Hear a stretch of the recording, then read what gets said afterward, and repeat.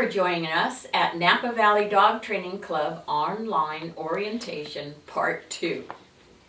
My name is Sandy. And I'm Cheryl. And we're happy to tell you about the training equipment you'll need for class, at home, and when you're out and about. Please bring these items with you every time you come to class.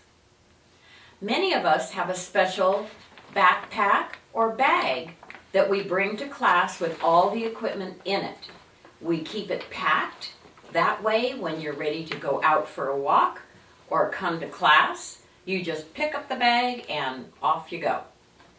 This happens to be what I have in my Pup to Go bag.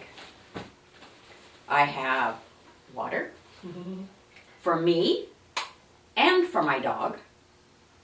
These are really nice because they don't drip. They don't leak. You tip them, push the button, the water goes in the bowl, the dog laps it up, push the button, tip it back up, and it goes back down into the container. You can get these online. I always have a multitude of poop bags. These are really important to have with you all the time. Have several, not just one.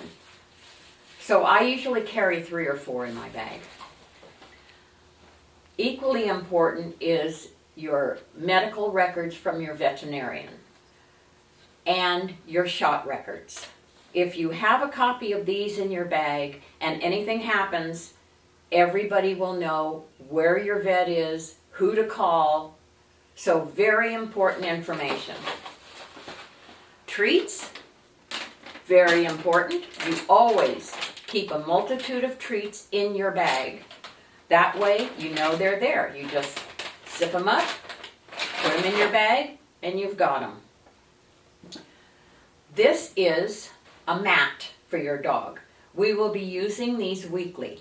Make it a small mat, something that you can fold up and put into your bag.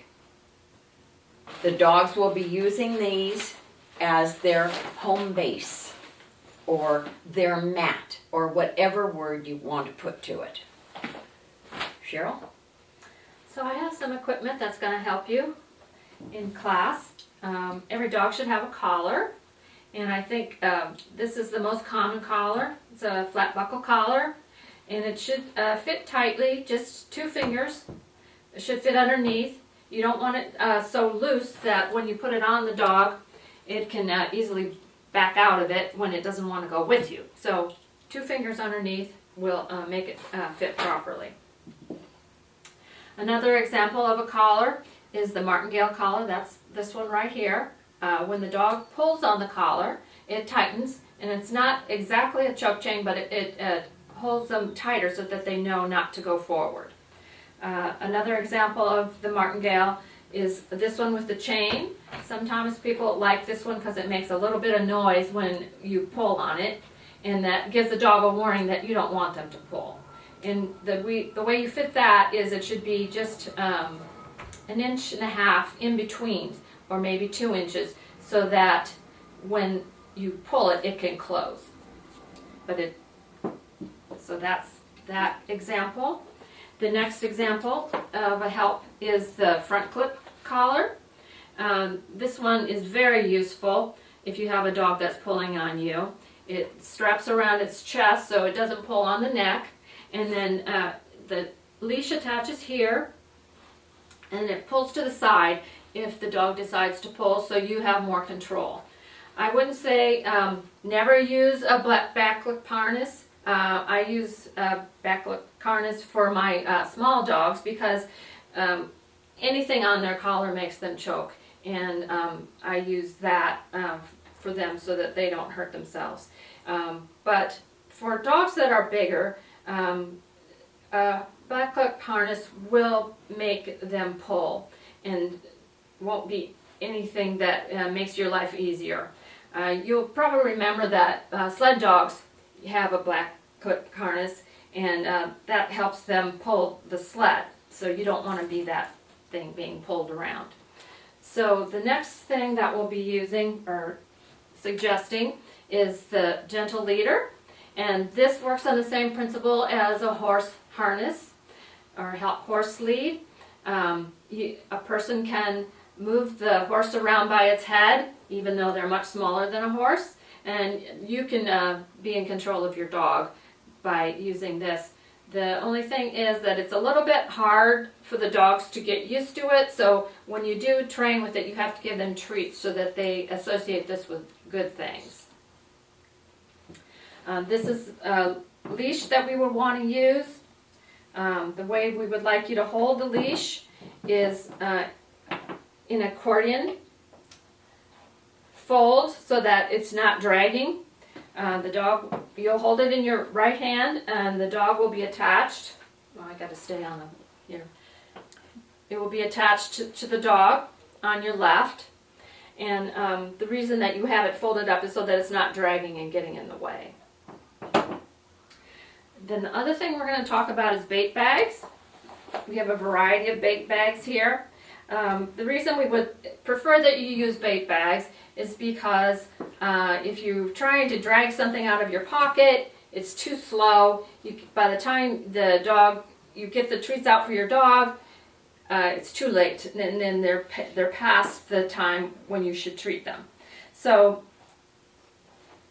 this is a bait bag that you can put on your belt buckle. You can move it around to wherever it is convenient for you to have it. I bought this at a store. Another choice is the Home Depot bag. It's not that pretty, but it is very useful.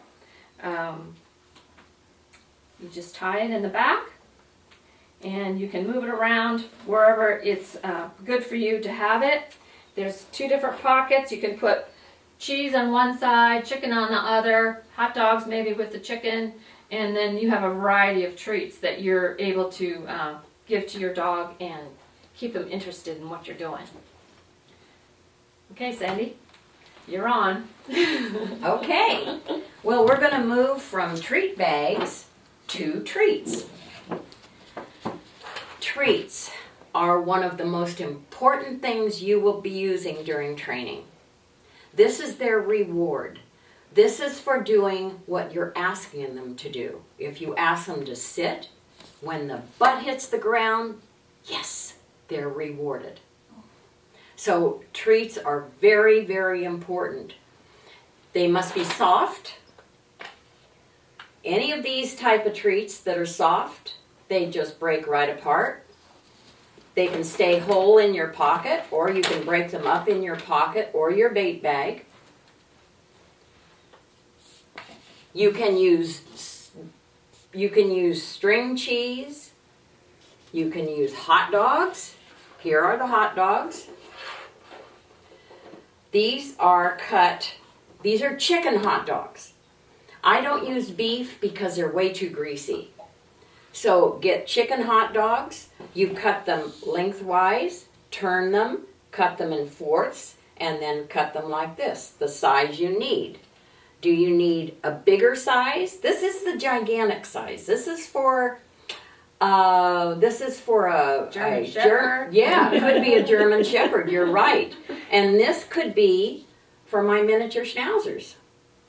So just bring what you think is the right size. What they're going to do is taste and swallow.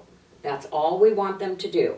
That's another reason not to have the crunchy things, because they can choke on it, because they're getting a lot of things really fast, and if it's crunchy, they can choke on it. If it's crunchy, it makes little crumbs and they dribble them all over the floor, and then everyone's distracted. Right. So it's that's absolutely right. So it's best to have something that's smelly and small and something that they can just swallow quickly. Yes.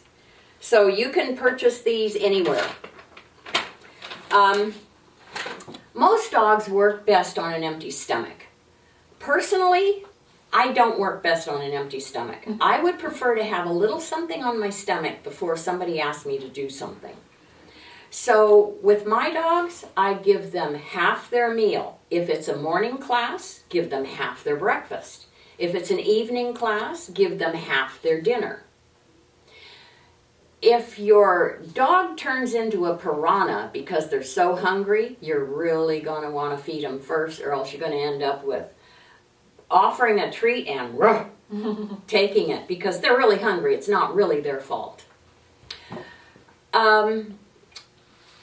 We went through the mat. I'd like to go back to this mat for just a moment. These mats are very calming for the dogs. This is their bed. This is their mat. So this is where we'll ask them to go when we're not doing an exercise, when we're not walking or sitting, or actually the sitting and down is really good to do on this mat. This is how you will practice at home. Pick your mat and ask your dog or your puppy to sit and down on the mat. We also use this mat in what we call a virtual greeting. The dogs come into the clubhouse. They've never seen the other dogs, the other people, or smell the treats in the bait bags. Everybody will have different treats. You put your mat in front of you and have your dog sit on the mat. The scent of your dog is going to be all over the mat. The virtual greeting is the dogs will get up and you will take your dogs around the room and you will stop at each mat. Everyone will stop at the next mat. Let them sniff the mat. Let them smell the dog that belongs to that mat. And go on. So they are being introduced to every dog in their class simply by smelling the mat. There will be no dog-to-dog contact. This really helps them calm down. We always see, after we do the virtual greeting, everybody can just like take a breath and they can be happy where they're at because they know who else is in the room. Right. It calms them down. Right. The club does have some training supplies on site. They can be purchased at our cost. These include leather leashes, a variety of collars, and bait bags. For your safety, please, tennis shoes are recommended. We do not recommend flip-flops or open-toed shoes. Training shoes are a must, please. Quick reminder, everything covered in this video orientation is available digitally. Links to electronic documents are included with the link to these videos. Thank you for joining us. Please review the written material we sent to you before the first class gathering. We look forward to seeing you and your dog and helping you have fun and bond for your longtime friend. Thank you. Bye-bye.